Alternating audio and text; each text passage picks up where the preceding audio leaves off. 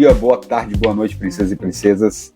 Tá começando mais um IA Todo Dia e hoje a gente tem um tema extremamente relevante e fascinante, que vai ser a aplicação da inteligência artificial no agronegócio. Agro, a indústria riqueza do Brasil. Agro é tech, agro é pop, agro é tudo. Para nos ajudar a explorar esse assunto, teremos também um convidado especial, Marcelo Borondani, economista especializado em agronegócio, com 2 publicações internacionais, inclusive. Vamos discutir aqui como esse setor vital está se transformando através das revoluções agrícolas, culminando na chamada agricultura 5.0, onde a IA desempenha um papel crucial. Prepare-se para uma conversa enriquecedora sobre o passado, presente e o futuro do agronegócio e como a IA está impulsionando inovações incríveis nesse setor. Então, sem mais delongas, quero dar as boas-vindas aqui ao meu companheiro sempre presente, Caio Yamaguchi. Seja bem-vindo, Caio. Senhoras e senhores, obrigado mais uma vez, Marcelo. Obrigado pela participação e pela contribuição aí, que sem dúvida para a gente é excepcional poder constituir tudo isso dentro do que a gente está buscando aqui dentro do IA Todo Dia. Isso aí, Marcelo, muito obrigado, cara, por você estar aqui. Por favor, se apresente para a nossa audiência e fique à vontade para falar um pouco da tua biografia, cara, quem você é, o que come, onde se alimenta, do que vive. Você está em casa, cara. Obrigado aí, obrigado pela contribuição, o Diego, o Caio, obrigado pelo convite. Eu sou, como o Diego falou, sou economista, formei lá no Mato Grosso, sou criado em fazenda, filho de agricultor, neto de agricultor, primeira geração que não vai para o campo. Resolvi fazer faculdade de economia e ir para bancos. Hoje eu trabalho na diretoria de finanças do Banco do Brasil e estou aqui em Brasília ajudando no crédito rural e no desenvolvimento de novas soluções para o agricultor há mais de 15 anos. Então, a minha história no campo é desde berço, né? Então, o estudo do agronegócio, da agricultura é presente em toda a minha história. Então, eu estou aqui para contribuir, ajudar a entender um pouco das soluções de IA e como isso vai impactar no nosso dia a dia, na cidade, no campo, e as revoluções agrícolas que aconteceram e que causaram todas as transformações sociais que nós vimos ao longo da história. Show de bola. Legal, Marcelo. Seja bem-vindo mais uma vez, cara. Então, é um prazer te receber aqui. A gente fez algumas perguntas aqui, né? Eu e o Caio estudamos muito profundamente o agronegócio no Brasil. Mentira, a gente falou com o ChatGPT. A gente vai aprender junto contigo aqui, cara. Mas eu vou deixar o Caio começar, Caio, com as perguntas, e aí a gente vai fazendo um passo a repasso aqui pro Marcelo ir respondendo. Legal. Vamos lá então, vamos começar para a gente destrinchar esse assunto e fazer com que as pessoas consigam, junto com a gente, estar entendendo um pouquinho dessa história do agro em meio a esse crescimento tecnológico que a gente está tendo também, né? Assim, Marcelo, para a gente começar, poderia estar explicando para a gente qual que é a principal importância do agronegócio para a humanidade e quais são os seus principais impactos sociais e culturais? Então, Caio, começou pesado. O impacto para a humanidade é todo, né? Vamos dizer que o ser humano lá no período neolítico, ele parou de ser nômade e começou a se organizar em pequenas vilas, pequenas comunidades, tribos, né? Quando desenvolveu a agricultura.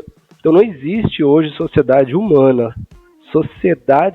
sem agricultura. Então a gente fala que a primeira revolução agrícola dar-se-á lá no período neolítico, quando as pessoas se organizam em vilas, em comunidades, começam a plantar, cuidar de animais e descobrem que é muito mais fácil do que ir atrás da comida todo dia, né? Então a importância estamos aqui hoje por causa da agricultura, porque tem alguém lá produzindo comida e a gente pode estar aqui especializando e em outras atividades, né? Perfeito. Eu queria até acrescentar, Marcelo, que eu estava lendo, cara, e você pode me corrigir se eu estiver errado, que graças à agricultura que o homem começou a comer comida cozida, né? E isso que possibilitou que o nosso cérebro desenvolvesse e chegasse ao patamar que está hoje. E só por isso que a gente somos seres inteligentes e deixamos de ser homens das cavernas, né, cara? Então, assim, você falou, não existiria sociedade sem agricultura, basicamente, né? Sem agropecuária. Eu acho que nos permitiu uma nutrição mais qualitativa, né, cara? Exatamente, cara. Ô, Marcelo, a gente pode falar sobre revoluções, você falou ali, essa foi a primeira revolução agrícola, né? Você não precisa se aprofundar em todas que tiveram, para a gente não ficar horas e horas aqui, mas assim, se tu quiser explanar um pouco o que são essas revoluções, ou mais ou menos como cada uma delas transformou a maneira como a gente vive na cidade, no campo, e os avanços, assim, que cada uma trouxe, ou algo do tipo, assim, cara, só para a gente entender, para o nosso ouvinte aqui também entender o que é cada uma dessa revolução que você falou. Então, Diego, é muito comum a gente aprender na escola da Revolução Industrial, né? A gente vem de uma escola ali urbana, né? A gente teve no Brasil um evento da escola rural, mas ele acabou, foi encerrado esse projeto, então a gente aprende o que se na cidade e sobre a cidade. Então se fala muito sobre a Revolução Industrial. Como você mesmo falou, Diego, quando a gente deixa de ser caçador, quando o ser humano deixa de ser caçador e coletor, ele começa a selecionar melhores alimentos, começa a comer comidas mais nutritivas, produzir melhor, produzir mais, e sai daquela questão de quando você é caçador, você come o que tem, caça o animal, você começa a criar animais com mais gordura, que fez o nosso cérebro crescer, alimentos mais nutritivos, começa a produzir excedentes, que é um grande diferencial, né? A gente produz excedentes, e aí esse excedente a gente troca com outras comunidades. Essas trocas também fazem parte da primeira revolução agrícola, porque se você pensar que os macedônios foram para a Índia e começaram a fazer trocas com os egípcios e levar alimentos que nunca houve na Europa, na Grécia, e aí eles conseguem melhorar sua alimentação, tudo isso faz parte da Revolução Agrícola.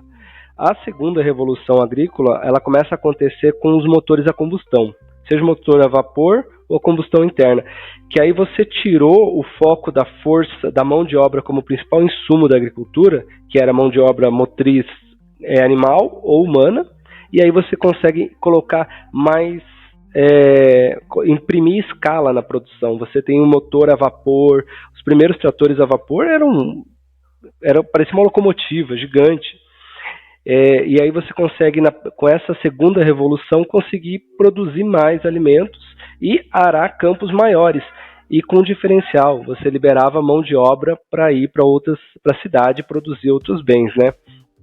A terceira revolução industrial, a terceira revolução agrícola é a Revolução Verde, né? Onde a gente começa a usar químicos. Com a Primeira Guerra Mundial e a Segunda, as indústrias químicas, elas terminam a guerra, elas têm um conhecimento imenso sobre química, elas começam a imprimir, a vender esse conhecimento e achar utilidades. A agricultura foi uma delas. Não sei se você já viu, mas antes da ureia química, a gente usava cocô de pássaro para fazer a adubação dos campos. E esse cocô era coletado em ilhas. Titica de galinha, clássica, né? Mas o que eu acho incrível é que existia previsões de que a raça humana ia entrar em um caos alimentício porque ia faltar ilhas com cocô de pássaros no mundo para poder explorar. Então era caríssimo, movia um barco para uma ilha cheia de dejetos, fazia raspagem. Isso era a ureia natural, né? E aí um laboratório americano sintetizou e pôde fazer a ureia química. E aí a explosão de produção alimentar destrói a teoria de Malthus, que a gente ia ser produção de alimentos em escala aritmética e a produção e a crescimento populacional em escala geométrica, né? A gente conseguiu produzir mais alimentos em menos espaço e numa velocidade muito mais rápida do que a produção de população. E então, isso tudo, Marcelo, desculpa te interromper. Sim? Isso tudo foi graças a esses avanços físico-químicos, essa introdução da química no agronegócio.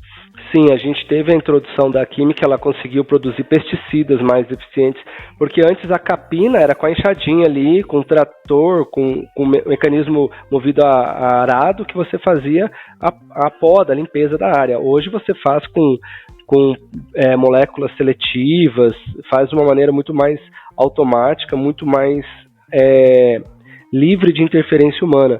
E aí você conseguiu produzir mais alimentos. Porque quando você tem um matinho ali na sua produção, ele vai competir por comida e por luz, né? Então isso aí faz a produzir menos quantidade. E aí a última revolução, a quarta revolução na agricultura ocorre com a entrada dos geneticamente modificados.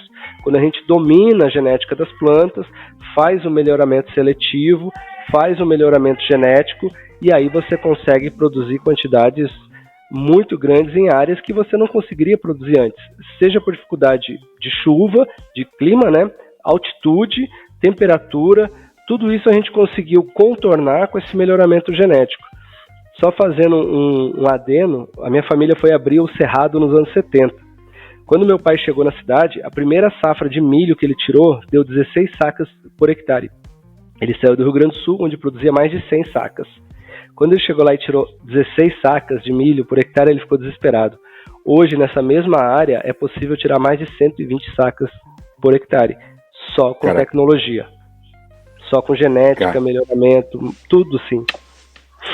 Deu uma aula agora, Marcelo. Muito bom. Eu ia falar. Deu uma aula, graças à evolução e desenvolvimento tecnológico, né, de certa forma. E agora a gente chega na quinta revolução da agricultura, que é o que a gente está vendo no presente, que é os dados, a conectividade e a IA. É onde a IA vai fazer a diferença para a gente ter mais um salto de produção de alimentos. Vamos conseguir produzir mais alimentos melhores, com menos interferência e menos química, porque agora a gente está indo para o outro lado. Se uma vez a gente foi para o lado da química para conseguir produzir mais, agora a gente está indo para o lado de produzir melhor, bioinsumos, utilizando inteligência artificial para procurar moléculas melhores, mais eficientes. Então agora estamos na quinta revolução agrícola, a agricultura 5.0.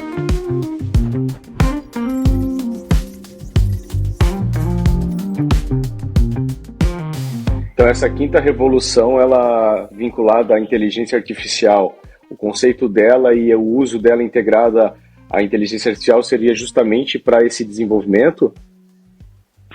Isso, a inteligência artificial ela chega, a gente fala quando vai falar de produção agrícola, falar a jusante a montante da fazenda, né?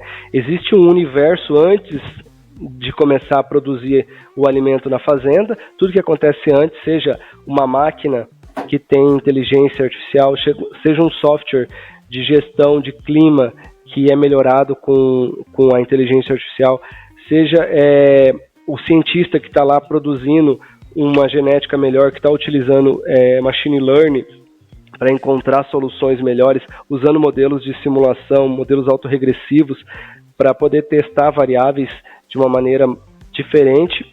E aí, o que acontece na propriedade rural, que é a eficiência. Hoje, uma máquina agrícola é uma orquestra. Ela tem inúmeras configurações, inúmeras formas de você conseguir tirar o melhor rendimento. Tudo vai depender do que você precisa do solo, da sua planta, de como que você vai operar essa máquina. E a inteligência artificial, com banco de dados, utilizando até linguagem natural, que é o ChatGPT hoje, a gente diz que em pouquíssimo tempo a gente vai ter o operador entrando na máquina e conversando com a máquina para ela regular tudo conforme ele precisa. E isso sem vai dúvida, cara, eu acho que sensacional. E é isso que é legal, né? Porque a inteligência artificial, ela deixa tudo mais fácil, né, cara? Porque você não precisa mais saber um monte de botão e regular aqui, não sei o quê. Você simplesmente vai explicar, como você faz com o ChatGPT quando você quer pedir alguma coisa para ele, você explica o que você quer. Você vai chegar e pedir para dentro, vai entrar no trator ali e vai dizer, eu quero fazer isso para colher aquilo e já deixa a temperatura assim, porque eu tô com calor, né, cara? Isso é muito legal, Marcelo, bacana, cara. Mas vou te fazer a pergunta mesmo assim, tá? Se tu quiser acrescentar mais alguma coisa. Como que as máquinas agrícolas inteligentes utilizam a inteligência artificial para otimizar a produção e aumentar o rendimento dos produtores hoje? Tem alguma coisa já, você pode dizer assim, não, hoje já estão fazendo assim, assado, o produtor, ou é basicamente o que você falou? Basicamente não, porque é coisa pra caralho, mas é o que você falou mesmo.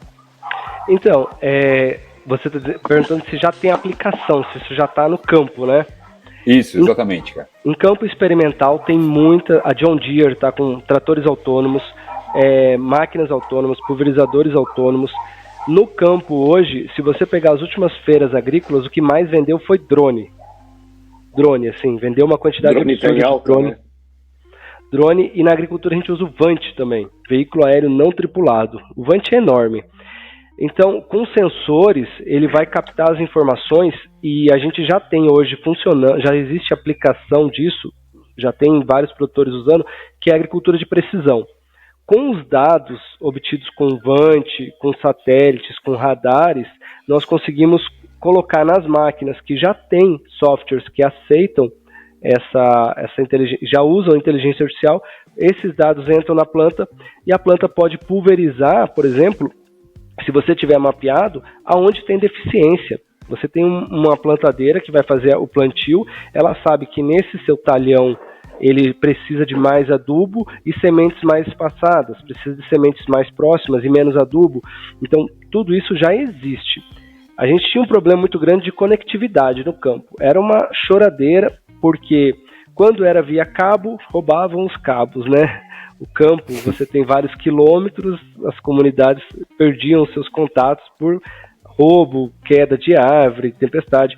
E depois a choradeira para fazer uma empresa de telecomunicação levar uma torre de celular para uma fazenda, para uma propriedade rural. Agora com o Elon Musk, a gente tem cada colheitadeira com uma plaquinha uma plaquinha dele em cima, com internet livre, com a velocidade que ele precisa, no tamanho que ele precisa. Para você ter uma ideia, em 2013 eu fui numa propriedade rural, no Mato Grosso, e havia várias torres assim pela propriedade. Eu perguntei, o que é essas torres? O cara falou, John Deere está tentando fazer as máquinas se comunicar e mandar os dados para minha central, aí eu vou mandar para a nuvem vai processar esses dados e vai me devolver o que eu preciso fazer. Eu falei, que legal, e está funcionando? Ele falou, não. Ele tinha que ir com o pendrive, botar o pendrive na colheitadeira, baixar os dados, ir lá no computador dele, subir os dados. Aí ele cansou, não tinha tempo para isso. Sim. Então existia quase uma tecnologia arcaica, né? Existia essa tecnologia em 2013, só que faltava o quê? Conexão. E agora a gente chegou no momento em que nós temos o processamento, as máquinas conseguem processar, os computadores têm capacidade computacional. Nós temos a conectividade e nós temos sensores de todas as formas. A gente tem plantadeira que conforme ela vai plantando, o disquinho vai passando, ela vai medindo a condutividade elétrica do solo, e aí, com uma base de dados enorme, ela já consegue saber que aquele determinado solo tem tais nutrientes, tais capacidades, e aí você consegue plantar melhor, plantar com menos adubo, plantar com mais eficiência. Então, isso já existe, isso está acontecendo. Legal, de acordo com a necessidade de cada terra, no caso, de cada lugar, né? Não, eu ia só citar que na Europa hoje, o que é mais caro na Europa é mão de obra, né? No momento que você leva tratores autônomos, produção autônoma de alimentos para o campo, você tira um dos maiores gargalos da Europa, que é mão de obra para produção de alimentos. Porque ninguém quer morar no campo lá, todo mundo quer ir para a cidade. Marcelo, você tem algum dado, cara, para a gente de produção, de quanto que o Brasil produz, comparado aí com a Europa ou com os Estados Unidos, não sei, tem alguns grandes produtores, assim? Tem quanto sim. Produzir, quanto que produz, sei lá, alguma coisa do tipo. O Brasil, ele é campeão mundial na produção de suco de laranja, açúcar, café. Se Minas Gerais fosse um país, ia ser o maior produtor de café do mundo. Caraca. Milho, legal. Milho, os Estados Unidos é cruel, porque eles com 30% a mais da área que a gente, eles produzem 60% mais, porque eles têm mais tecnologia, eles produzem com mais eficiência, eles têm mais matriz genética qualificada para isso. Mas produção de soja, o Brasil 2022 ele foi o maior produtor mundial, esse ano é o segundo maior porque a gente teve uma frustração de safra, mas Brasil e Estados Unidos ali, ó. Europa hoje na produção mundial de alimentos é quase irrelevante nos produtos que nós competimos, né? Claro que você não pode falar trigo, essas coisas que a gente está engatinhando aqui ainda. Mas somos um player importante. O agronegócio brasileiro hoje alimenta 1 bilhão de pessoas por dia. Você tem um tamanho dos números. Caramba. E agora pensando na questão meteorológica, cara, e inteligência artificial. Que a previsão meteorológica ela é crucial para o agronegócio, eu acho que isso não há dúvida, né? E como que a IA está sendo utilizada para melhorar essa precisão das previsões? Quais benefícios que isso traz para os agricultores? Então, a gente tem que a previsão meteorológica ela acontece com dados estatísticos né, e com dados físicos e químicos, né? Então são equações através de modelos, e a IA vem para otimizar esses modelos, para melhorar essa parte da predição estatística. Porque a meteorologia agrícola ela não é composta apenas por o que aconteceu ano passado vai acontecer esse ano. Tem vários fatores físicos acontecendo ali, mas você tem um banco de dados enorme. Então, vocês, mais do que ninguém, sabem que banco de dados, poder computacional, se eu tiver o programa certo, o software certo, eu consigo imprimir previsões. E são modelos autorregressivos, né? Porque você está efetuando uma previsão. Então, modelo autorregressivo, você consegue treinar lá com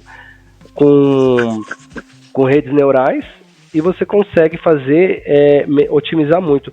Acredita-se que a inteligência artificial vai liberar muito poder computacional das previsões meteorológicas e otimizar elas, deixar elas mais assertivas.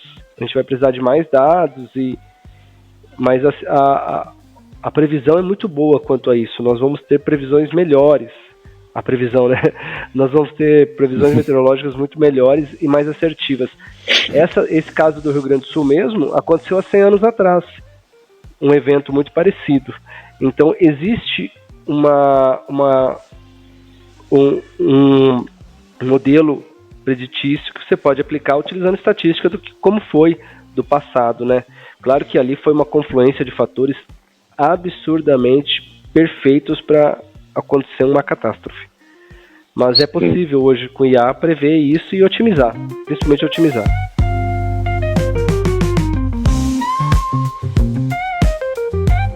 E para a gente, vou fazer uma última pergunta aqui, Marcelo, e depois deixar aberto para te concluir, cara. Em outra parte do agronegócio, qual que é o principal uso da IA, ou da IA, né, no software de gestão de propriedade agrícola? Você pode dar exemplo de como os dados são utilizados para controlar o ganho de peso dos animais e outras aplicações práticas no dia a dia do campo? Isso é incrível. Eu falei de agricultura porque eu tenho a paixão e esqueci da nossa irmã, a pecuária, né? Que sem ela não tem nada, a gente não é nada.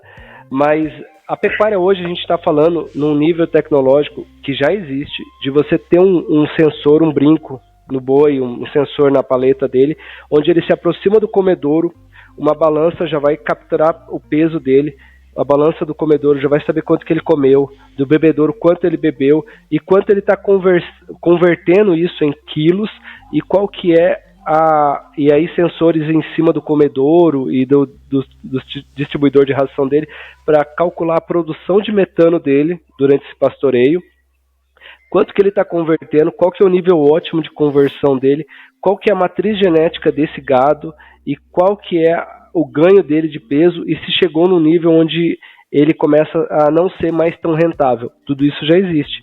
E a IA entra aí com esses dados imensos coletados do bovino para te dar rastreabilidade, para te dar modelo preditício, esse animal ele está ganhando peso, com que frequência, com que velocidade, e aí vai te dar as respostas. São modelos econométricos que vão imprimindo conforme a vida do bovino, vão imprimindo o nível ótimo dele, dizer, você tem que descartar essa matriz, você tem que otimizar a sua produção. Ele já chegou no nível que ele já está convertendo menos, ele está consumindo e não está convertendo carne, né? Então isso na pecuária já existe, está sendo aplicado. Na questão que você citou da gestão da produtividade rural, da propriedade rural, pode parecer estranho, mas existia nem há 5 anos atrás o caderninho, produtor rural lá com faturamento de 50 milhões, 20 milhões por ano, com caderninho, fazendo suas contas, anotando. Hoje a gente está passando na sucessão familiar. Então aquele pessoal que foi abrir terra no Cerrado nos anos 70, 80, está passando para os filhos e para os netos. Então esses que estão pegando, eles estão mais inclusos na tecnologia, né? São pessoas nativas de tecnologia. Então eles estão levando a tecnologia para dentro do campo na questão da gestão da propriedade. Como as máquinas produzem dados, você tem dados meteorológicos, hoje você tem que tirar a nota fiscal eletrônica, você tem os dados de comercialização sua, você tem a TOTS hoje, que já produz software de gestão de fazenda excelente, que usa linguagem natural, machine learning para otimizar a sua propriedade rural. Você já consegue verificar os seus talhões e obter dados dele por satélite brasileiro, inclusive, e muitos satélites gratuitos, muito sinal gratuito. E aí você consegue saber em tempo real como que está a sua produção. E você já consegue saber, bom, se eu gastei até hoje, gastei X, pelos dados que eu estou capturando dos satélites, a expectativa de produção minha é Y. Então, para mim cobrir os meus custos, eu tenho que fazer a venda da minha produção a X. Então, isso o produtor já tem, ele já tem na tela do computador dele, seja pela TOTS. Tem um software que eu tive conhecendo, que é o PerFarmer. Ele é um software totalmente online, onde você coloca os dados, ele processa na nuvem e te devolve tudo já trabalhado e processado, não fica nada na máquina. Então você não tem risco de perder os dados, do seu servidor parar, comprar máquinas caríssimas, servidores. Então o PerFarmer já faz todo esse trabalho aí com IA. Pô, que legal, cara. Eu achei que a única coisa que eles usavam na pecuária era para botar... Eu vi umas vacas com um óculos 3D, assim, para elas achar que eles estão no pasto, entendeu? Na verdade, elas estão lá dentro de uns curral fechadinho lá, mas estão vendo aquele campo maravilhoso com as outras vaquinhas e tal, para se sentir melhor. Mas é coisa pra caramba, cara. Porra, muito legal. Não. A gente tá com muito recurso, né? Tá com muito recurso já em utilização e sendo desenvolvido, né, cara? Isso é muito legal. Ô Marcelo, você fala um pouco, cara, queria te pedir agora para falar um pouco do teu trabalho, cara, faz um merchan aí para os nossos ouvintes, cara. Vai que a gente tem uns fazendeiros ricos aí nos ouvindo, uns filhos dos fazendeiros ricos, cara. Fala um pouco aí do como que tu trabalha, como que tu pode ajudar o pessoal que trabalha com agropecuária nesse país. Então, Diego, obrigado pelo espaço. Eu trabalho com consultoria de crédito rural. Então, o produtor chega, eu quero construir um biodigestor, por exemplo. Ele é um pecuarista, quer construir um biodigestor, ou ele quer colocar um pivô na propriedade dele, ou ele quer construir um armazém, construir um barracão, ele quer melhorar a produção, otimizar a produção, quer colocar energia solar, quer colocar monitoramento remoto, soluções em IA, comprar um drone, comprar um Vante. Então, tudo isso tem financiamento, tem linhas de crédito no agronegócio. Eu trabalho nessa parte, eu presto essa assessoria, esse direcionamento para o produtor, para ele chegar no melhor crédito para ele, na melhor forma dele obter esse recurso, e se isso vai ser viável ou não. A gente tem uma equipe de agrônomos que faz esses projetos e presta esse serviço para ele. É um serviço que a gente tem alguns clientes em Minas Gerais, Mato Grosso, Rio Grande do Sul, que já obtiveram crédito, já tocaram projetos, já obtiveram êxito nos seus projetos. E eu vou falar uma coisa para você, hoje a agricultura ela está cada vez mais reduzindo a margem de lucro, mas você consegue ganhar em escala. Então o que você tinha há 20 anos atrás, uma margem de lucro bem robusta, hoje você reduziu muito a margem de lucro porque o investimento em capital é imenso. Hoje você se investe, assim, uma colheitadeira, vocês que não são da área, não sei se sabem, mas uma colheitadeira chega a valer 5 milhões, 6 milhões, tratores de 3, 4 milhões de reais no campo. Cara, não tinha ideia, cara, não tinha ideia. Um armazém assim de soja hoje, passar de 10 milhões não é muito para você fazer isso. Isso vai te dar retorno ali em 3, 4, 5 safras, ou pode te dar na primeira safra. Se no dia que tu colher, tu não conseguir lugar para armazenar e tu perder o teu produto, se tu tiver um armazém, o diferencial já é na primeira safra. Legal, cara. Quer deixar os teus contatos aí, Marcelo? Fica à vontade, cara. Se tu quiser passar teu telefone, não acho uma boa ideia, mas fica à vontade. Se às vezes tu tem um comercial aí, ou tem um Instagram, cara. De repente. Eu tenho o meu Instagram, Brondani Consultoria, né? E aí podem procurar lá. E é por lá que eu faço a rede de contatos. Até que lá na Brondani Consultoria é uma consultoria para advogados, né? Eu não tenho um ambiente online para essa questão da consultoria para o agro, mas também presto consultoria para advogados e assessoramento técnico, econômico, financeiro para advogados que queiram terceirizar os cálculos, fazer cálculos mais apurados, laudos financeiros e econométricos. Legal, @Brondani, consultoria Brondani com N no início. Brondani. Você deu uma aula aqui, cara, realmente foi muito legal, adorei, cara, aprendi pra caramba, tenho certeza que, né, quem tá nos ouvindo também. E Caio, deixo aberto para ti. Legal, galera. Marcelo, de novo, obrigado aí, cara. Foi um prazer imenso te conhecer, ouvir um pouco de você, aprender um pouco com você, inclusive sobre um assunto que é tão importante, né, para nós, né, para o nosso país, inclusive, e poder dividir isso aí com as pessoas que nos acompanham. Coisas boas, né, para o nosso desenvolvimento, de uma forma geral, para a nossa nação aí, né, cara. Que isso seja positivo. A gente não pode negar nossa vocação agrícola, né? Nós temos uma vantagem, nós somos o país do agro, então focar nisso, desenvolver isso, utilizar todas as ferramentas possíveis, IA, Machine Learning, Data Science e tudo isso que existe no mundo hoje, tech, trazer para o agro, melhorar, produzir mais alimento, mais barato e alimento melhor para a população, é o nosso objetivo no agro hoje. Agro é tech, agro é pop. Agro, a indústria riqueza do Brasil. Agro é tech, agro é pop, agro é tudo. Valeu, galera, um beijo. Obrigado mais uma vez, Marcelo. Valeu, Caio. Abraço, um beijo a todos. Galera, obrigado. Até o próximo. Obrigado, até mais. Podcast da galera, assunto bom e clone. Treina várias redes, aprende a voar. E a toda hora vai revolucionar. No carro, no trabalho, sempre a sintonizar. Conversas inteligentes fazem a mente pensar. Comédia, novidade, sempre a inovar. E a todo dia, não dá pra parar. E a todo dia, tá no ar, resolvendo as tretas, dá-lhe a programar. Somos dependentes e tu vais notar. E a todo dia, chegou pra ficar. Vai Alexa, Siri, Google Assistente.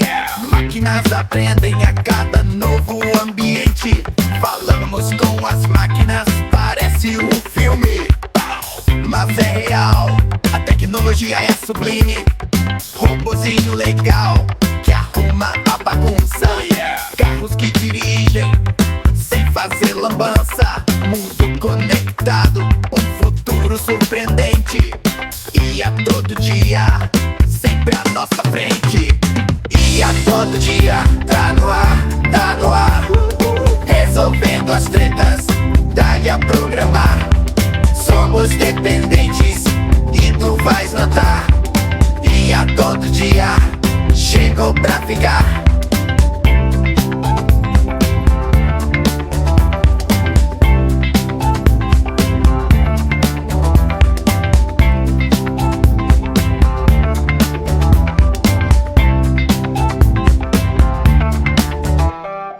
E a todo dia, tá no ar, resolvendo as tretas, dá-lhe a programar. Somos dependentes e tu vais notar. E a todo dia, chegou pra ficar. E a todo dia, tá no ar, resolvendo as tretas, dá-lhe a programar. Somos dependentes